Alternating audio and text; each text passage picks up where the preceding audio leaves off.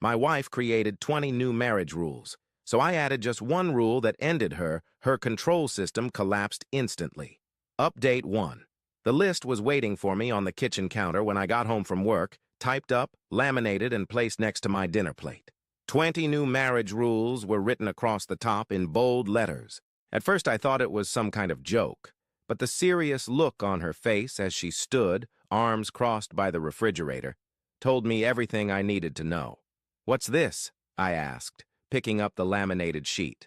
"I think our marriage needs more structure," she replied, her tone leaving no room for discussion. "These rules will help us both know where we stand." I scanned through the list, my blood pressure rising with each absurd demand. Rule 1. I needed to share my location at all times. Rule number 4. All purchases over $50 required her approval. Rule number 12. I had to text her hourly updates when I went out with friends. The list went on, each rule more controlling than the last. We've been married for 7 years, but the last 6 months had seen a gradual shift in our relationship. It started with small things, comments about my friends, suggestions about how I should dress, questions about where exactly I'd been during the day, but this was something else entirely. "You can't be serious?" I said, placing the list back on the counter. "I'm completely serious," she replied. "My friend's husband follows a similar set of guidelines, and they've never been happier." I looked at her, really looked at her, and realized I barely recognized the woman standing before me. The person I'd married was supportive, kind, someone who valued my independence as much as I valued hers. This person wanted to monitor my bank account, screen my calls, and dictate who I could spend time with.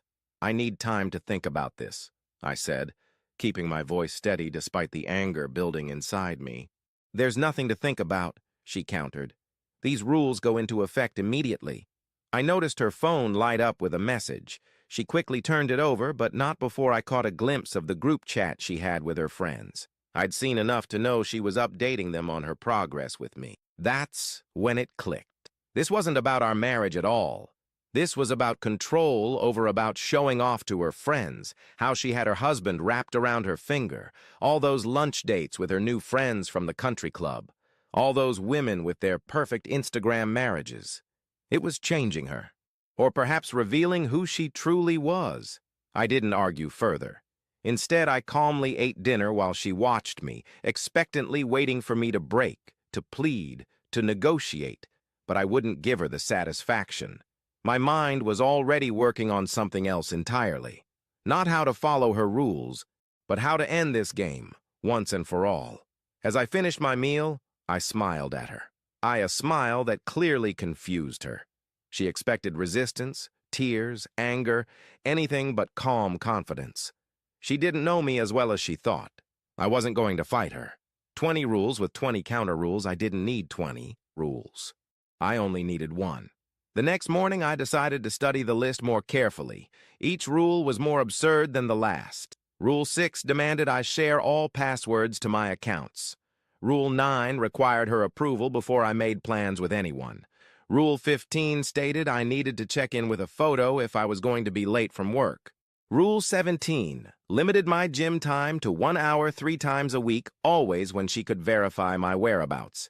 These weren't marriage rules. This was a prison sentence. With conjugal visits, I watched her getting ready for her weekly brunch with her friends, applying makeup with meticulous precision. Her phone buzzed constantly.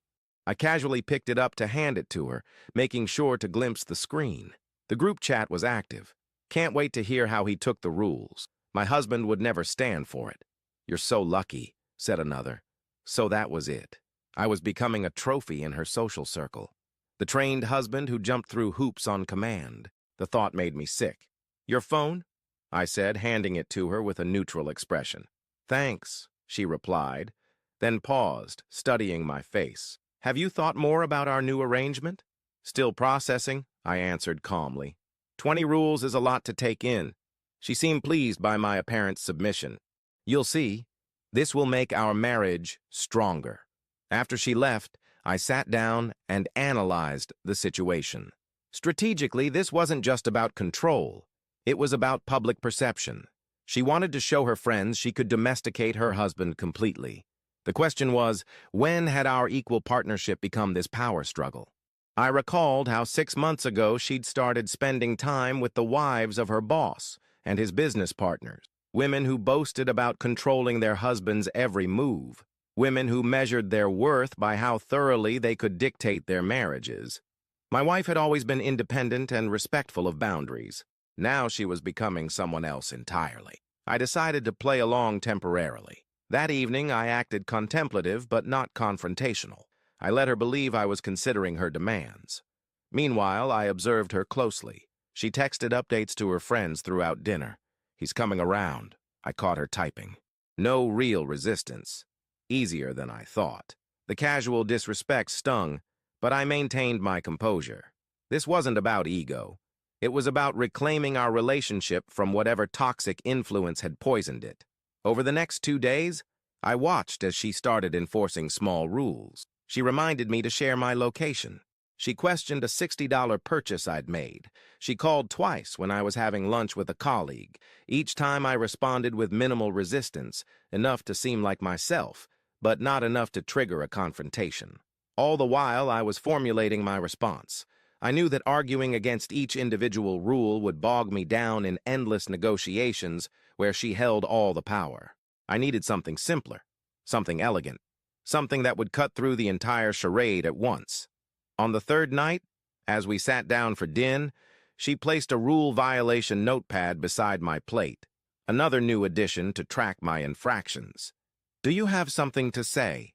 she asked, clearly expecting me to finally break down and beg for compromise. "Actually," I said, meeting her gaze steadily, "I've been thinking about your rules quite a bit, and I've decided to add one of my own." Her eyebrows shot up with surprise, then narrowed into a suspicious glare. "Your rule?" she asked, as if the concept was completely foreign. That wasn't part of the plan. "Every relationship needs balance," I replied calmly, setting down my fork. "You've had time to think about what you want from this marriage.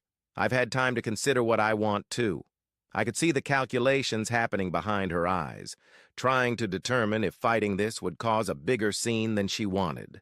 After all, her whole strategy depended on maintaining the illusion that I was willingly accepting her control. "Fine," she said, finally, crossing her arms. I took a sip of water, maintaining eye contact for the moment needed to land with proper weight. "My rule is simple. Every rule you create for me applies equally to you. No exceptions." The color drained from her face. "That's not how this works. It's exactly how this works now," I responded, my voice level but firm. "Location sharing goes both ways. Financial approval for purchases, same limit, applies to you. I hourly check-ins when you're out. I expect the same courtesy." "But my friends, this isn't about your friends," I cut in. "This is about our marriage. Either we're equal partners or we're nothing." She shifted uncomfortably in her chair. "Some of these rules don't make sense for me." "I'm not the one who what?" I challenged. "Who needs monitoring? Who can't be trusted? Is that what you think of me after 7 years?" She didn't answer, just stared at her plate. "Here's the implementation plan," I continued. "Starting tomorrow, we both follow all 20 of your rules, plus my one rule of equality. If either of us breaks any rule, that rule is permanently eliminated for both of us. If you refuse to follow your own rules, then the entire system is dissolved immediately." I could see the realization dawning on her face. Her perfect control system was being turned against her. She'd have to live under the same restrictions she designed for me. "This is ridiculous," she finally muttered. "The whole point was to create structure in our relationship." "No," I corrected her. "The point was control, and I'm not going to be controlled." I reached for my phone and opened the location sharing app she'd insisted I install. "Let's start with rule number 1, shall we? I've turned on my permanent location sharing." I slid the phone across the table. "Your turn." She stared at the phone as if it might bite her. "I need to think about this." "There's nothing to think about," I replied, echoing her words from days earlier. "These rules go into effect immediately." Her fingers drummed nervously on the table as the trap of her own making closed around her. She had 3 follow her own restrictive rules: admit the rules were unreasonable, or refuse and expose her true intentions. "What happens if I don't agree to your addition?" she asked, trying to find a loophole. I shrugged. Then we have a bigger conversation about why you believe you should be able to dictate terms without being willing to live by them yourself. The silence stretched between us, heavy with implication. Finally, she reached for the phone and with visible reluctance activated her location sharing. Good, I said. Now let's discuss rule number 2. Phone access codes. I'll need yours just as you demanded mine. As I watched her internal struggle play out across her face, I knew the game was already changing. This wasn't about winning or domination. This was about resetting the balance that had been lost the moment she had to follow her own rules, the moment their true purpose became crystal clear. And that was exactly what I wanted her to see. The next morning brought the inevitable confrontation. She'd had time to regroup, to consult with her friends, to formulate a counterattack. "We need to talk about these rules," she announced as I made coffee. "I agree," I replied calmly. "Which one is causing you trouble first? The hourly check-ins? The spending limits? The social media approval process?" she said, her jaw tightening. "This isn't what I intended. You're twisting the purpose." "Am I?" I leaned against the counter. "Let's be honest. These rules weren't created to strengthen our marriage. They were created so you could tell your friends how well you've trained your husband." Her face flushed with anger and recognition. I'd struck a nerve. "That's not true," she protested, but her voice lacked conviction. "I just wanted more structure. Structure would have been a conversation between equal partners." I interrupted. "What you created was a power play, and now you're upset because I won't simply surrender." She switched tactics. "You're being childish. This tit-for-tat approach isn't constructive." "Then let's be constructive." I suggested. "Tell me which rules you find unreasonable to follow yourself, and we'll eliminate those for both of us." She hesitated, caught in her own contradiction. Admitting any rule was unreasonable would undermine her entire position. Yet she clearly wasn't prepared to live under the same restrictions she designed for me. "This isn't a negotiation," she finally said, trying to reassert control. "You're right," I agreed. "It's not. Either the rules apply equally or they don't exist. That's my boundary, and it's non-negotiable." Her phone pinged with a message. I raised an eyebrow. "According to Rule 16, all messages must be read aloud to your spouse." "Who is it?" She clutched her phone tighter. "This is ridiculous." "It's your rule," I reminded her. "Is it from the group chat? Are they waiting to hear how successfully you've implemented your control system?" The look on her face confirmed my suspicion. They were indeed waiting for updates on her domestic victory. "What exactly do you tell them about me?" I asked, my tone hardening. "Do you laugh together about how compliant I am? Do you compete to see who has the most obedient husband?"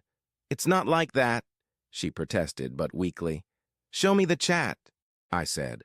Not a request, a demand. For a moment, I thought she might refuse.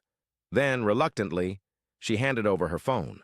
I scrolled through the messages, my suspicions confirmed. With each swipe, the group's 6 women, including my wife, were indeed comparing notes on their husbands, ranking them on submissiveness, sharing tactics for control. "Congratulations," I said. "You," handing back her phone. "You're winning the competition for the most controlled husband. Unfortunately for you, I'm withdrawing from the contest." "What does that mean?" she asked, her voice small now. "It means I'm not playing this game.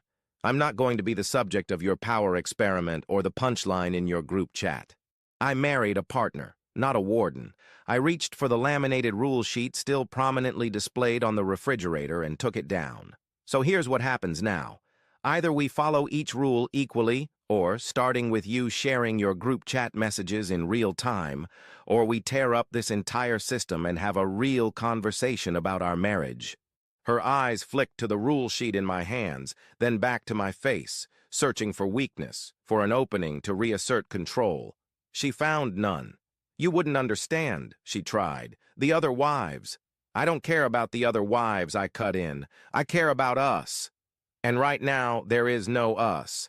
There's just you giving orders and the husband you think you can control." I placed the rule sheet on the counter between us.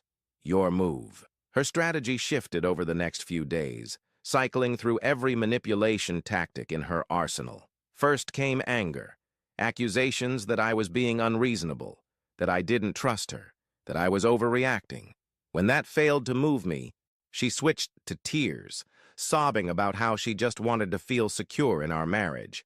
I remained unmoved. Security doesn't come from control, I told her as she dabbed at her eyes. It comes from mutual respect. When emotional appeals failed, she attempted to recruit allies. Her mother called, concerned about trouble in paradise. A mutual friend reached out to suggest I was being too harsh. I recognized these interventions for what they were, extensions of her attempt to pressure me into submission. To each would be mediator. My response was, this is between my wife and me. But tell me, did she mention the 20 rules she created or just my one? The silence that followed was telling every time. By day 5, she attempted a new approach, selective compliance. She agreed to follow some rules while arguing others shouldn't apply to her. I don't need spending limits, she insisted. I'm better with money than you are. That's not what our credit card statements show, I replied calmly. But if the rule is unfair, we can eliminate it entirely for both of us. That wasn't what she wanted either. Each concession undermined the control structure she designed. As predicted, living under her own rules was quickly proving intolerable. The breaking point came on day 7. She'd gone shopping with friends from the Rule Makers Club, without sending the hourly updates her own system demanded. When she returned home laden with bags, I was waiting. That's 7 rule violations in one afternoon, I noted, scrolling through my phone. No location updates, no hourly check-ins, no spending approvals, no social activity verification. I was busy, she snapped. You know who I was with. That excuse wouldn't work for me under your system, I pointed out. So it doesn't work for you either. She dropped the bags by the door. What do you want from me? To admit this isn't working? Fine, it's not working, she said. That's progress, I acknowledged. But I want more than that. I want you to understand why it's not working. These rules were never about strengthening our marriage. They were about control and impressing your friends. That's not fair, she protested, but weakly. Let's be honest for once, I pressed. Would you have created these rules if you weren't trying to compete with your friends, if they weren't comparing notes on how to control their husbands? Her silence was answer enough. Here's what bothers me most, I continued. Not that you tried to control me, but that you thought I wouldn't notice, that you believed I'd just accept being turned into a project you could brag about to your friends. She sank into a chair, the facade finally crumbling. They make it seem so easy. Their husbands just comply. Then their husbands have given up, I said. Or their wives aren't being honest about how those dynamics really work. Either way, that's not the marriage I want. For the first time since this began, I saw genuine emotion on her face. Not the calculated tears from earlier, but real vulnerability. What happens now? She asked quietly. I sat down across from her. Now we decide what kind of marriage we actually want. One where we're partners, or one where we're constantly fighting for control. I don't want to fight anymore, she admitted. Neither do I agreed. But I won't be controlled. Not by you, not by anyone. She nodded slowly, and in that moment I knew a fundamental shift had occurred. The power game was ending, not because I had won, but because I had refused to play on her terms. What about the rules? She asked. I reached for the laminated sheet that had started this whole ordeal. I think we both know what needs to happen to these 2 months have passed since the rule sheet. Way through the paper shredder, the sound of it being torn to pieces marked the beginning of something new between us. Not a return to our old marriage, but the creation of something stronger. That night, after shredding the rules, we talked until dawn, really talked, without power plays or hidden agendas. She admitted how her new friends had influenced her, how their constant competition over controlling their husbands had been seductive. She'd felt powerful being part of their circle, respected for demonstrating dominance in her marriage, but it never felt right, she confessed. It wasn't who we were. I just got caught up in it, she said. I shared my perspective, too. How I'd watched her change, how I'd felt betrayed by her attempts to control me, and most of all, how I'd missed the equal partnership we once had. The next day, she left the group chat. 2 days later, she declined the weekly brunch. By the end of the week, she'd sent a clear message to her former friends. Her marriage wasn't a competition, and her husband wasn't a project to be managed. The transition wasn't always smooth. Old habits die hard. There were moments when she'd slip back into controlling behaviors, testing to see if my boundaries remained firm. Each time, I calmly reminded her of our new understanding, not with anger or resentment, but with unwavering clarity about what I would and wouldn't accept. What surprised me most was how quickly the power dynamic rebalanced once I refused to participate in her game. The truth was, her control had only existed because I'd permitted it the moment I established my boundary with that one simple rule that what applies to one must apply to both. Her entire system collapsed. We've established new patterns now. When decisions need to be made, we make them together. When boundaries need to be set, they apply equally. Trust has returned gradually, built on actions rather than demands. We check in with each other not because of rules, but because we choose to. Last week, she received a message from one of her former friends. Her husband had finally rebelled against their control system, walking out after being treated like a subordinate once too often. Now, she wanted advice on how to get him back in line. My wife's response was simple. I don't have that answer anymore. What worked for us was treating each other as equals. Later that evening, as we sat on the porch watching the sunset, she turned to me with genuine curiosity. How did you know that one rule would change everything? Because control only works when it's one-sided, I explained the moment it had to be reciprocal. It revealed itself for what it truly was. She nodded thoughtfully. You could have just walked away. Most men would have. Walking away was never the goal, I said. Restoring balance was. I didn't want to win a power struggle. I wanted to end it entirely. That's the lesson in all of this, I continued. In relationships, the person with the most power isn't the one who can impose the most rules or control the most outcomes. True power lies in knowing your boundaries and having the strength to enforce them. I didn't need 20 rules to counter her 20 rules. I didn't need threats or ultimatums or emotional manipulation. I just needed one principle applied. What's good for one must be good for both. In the end, that single boundary accomplished what no amount of arguing could have. It transformed our marriage from a power struggle back into a partnership, not by force or domination, but by simply refusing to participate in a game that was rigged from the start. Some might call it standing up for myself. I call it standing up for us, for the relationship we both deserved, rather than the contest she'd been pressured to win.